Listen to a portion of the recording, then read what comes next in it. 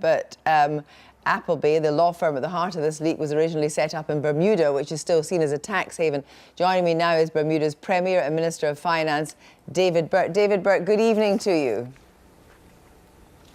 Good evening to you, Kirsty.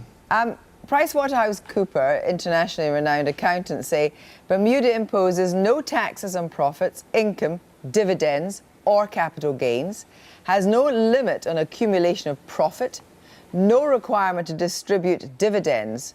What do you think attracted Lord Ashcroft to a place like Bermuda?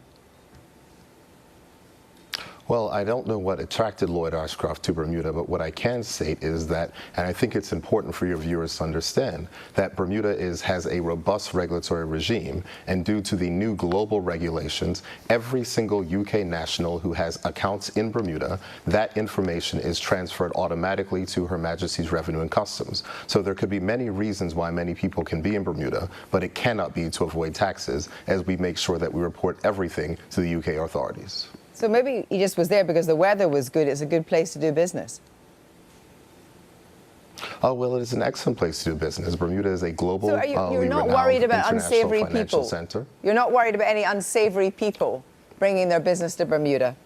Oh, we have a very robust regulatory regime. We are rated on we have numerous reviews when it comes to anti-money laundering, anti-terrorist financing, and making sure so we apply the highest standards. And so from the perspective of Bermuda, we do not have anonymous people coming to Bermuda. We have a 70-year beneficial ownership register. We know who owns our companies. You cannot come to Bermuda to set up an anonymous company, and you cannot come to Bermuda to hide your money, because we report all money in Bermuda to international tax authorities. But the point about trying to get information from Bermuda, if a company is registered in Bermuda, how do you get its balance sheet? The fact of the matter is that if I want to go looking, if I want to look for a British company, I go to Companies House or I go online, I get it in 30 seconds. That doesn't happen in Bermuda. It's not transparent, and it's certainly not speedily understood. Well, what I would say is that any company which is a British company, and or any person who is a British national who has any type of account in Bermuda, that information is automatically shared with the UK tax authorities. So Her Majesty's Revenue and Customs gets that information automatically, so that information is without question transferred.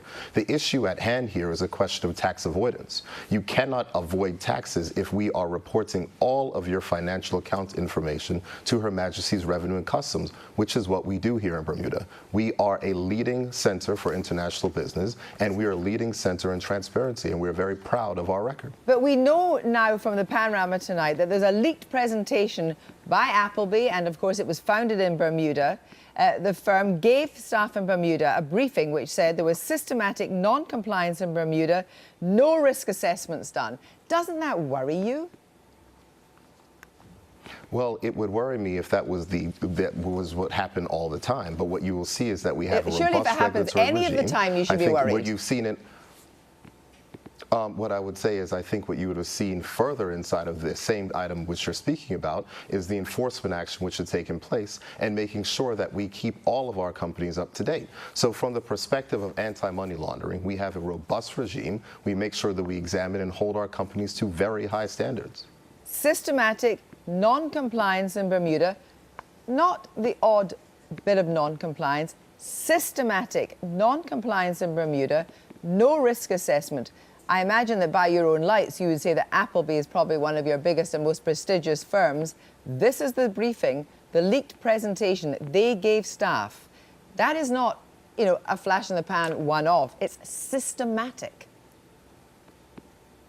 And what I would say is that it's easy to take a single document out of context, but what I can speak to is the entirety of Bermuda's system. And from the Bermuda perspective, we have a robust regulatory regime, which has been assessed by international assessors, and we are very confident that we check the people who come here, we know who comes here, and we have an internal process where we ensure that people who are coming to Bermuda, their money is clean, and if we're found to be in violation of any type of matters, we will investigate them to the fullest extent of the law. That is why Bermuda is different than other places. We can't find out often who the final beneficial owners are of companies in Bermuda, presumably because those people don't want to be found out because clients themselves don't want to be transparent when they use Bermuda facilities?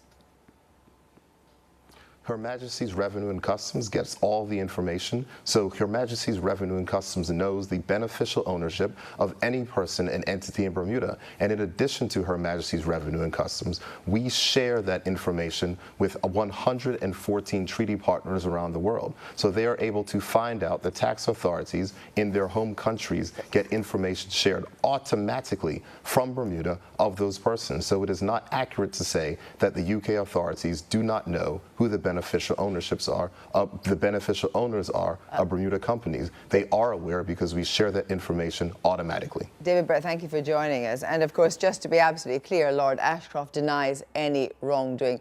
Well,